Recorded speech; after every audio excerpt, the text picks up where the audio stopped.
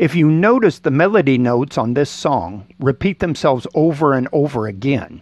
And this is one of the reasons why I chose this song when it was requested.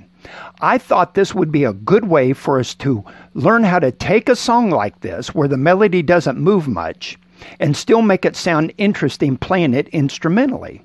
So to do this, we're going to use all of the embellishments we've learned up to this point, and we're going to add a few new ones in as well. Well, in Green Day's When I Come Around, we learned how to do a hammer-on.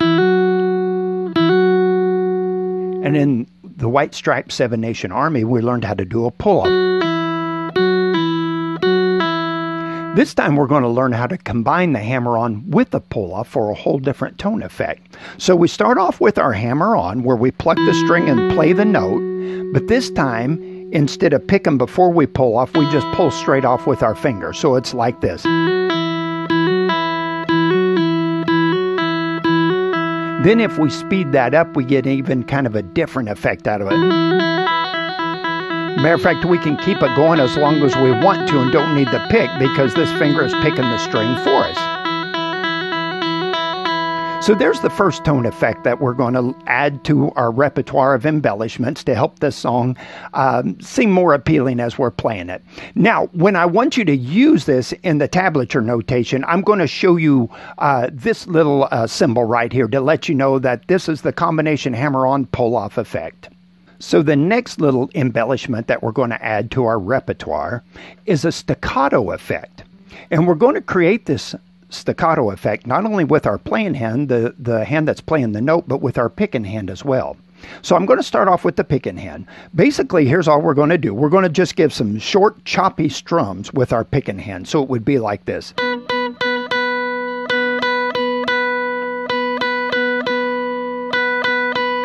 So there's that part of it, short choppy strums there. But to make it even more staccato than that, we're going to pick our finger up and down in between the notes so it deadens the sound in between the notes to give it even more of a staccato-y, punchy sound. So there's what it looks like and sounds like. Now here's one of the places in the songs where I used it to give you an idea.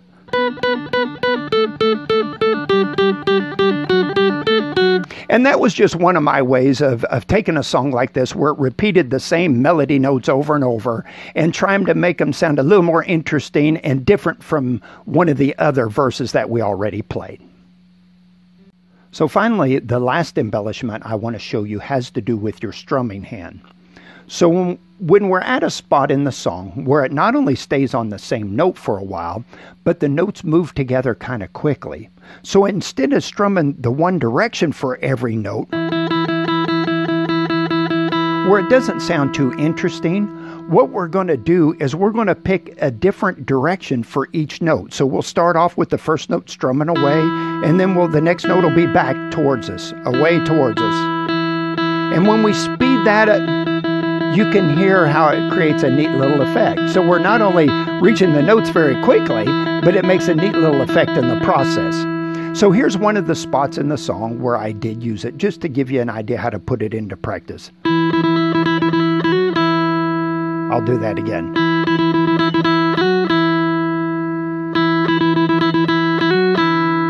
So there's a few more embellishments to add to your repertoire. Okay, now it's time to move on to the karaoke version of this song. And as with all the songs, remember, feel free to make the song your own, especially those of you who might be more familiar with the song than I am. If you feel like it needs some notes added or notes taken away to make it sound correct to you, well, of course, feel free to do that. That's the whole idea of this karaoke version. Now, one other note, for those of you who might not be familiar with the tune and with the band 3 Doors Down, if you're wondering what the superhero stuff was, that's a reference to the 3 Doors Down video of this song. And it had to do with an aged ex-TV superhero character. And in his older years, he's pulling out his suit once again, but this time to use it for real. It's kind of a funny little video to watch. But anyway, that's where that reference came from. Okay, let's play.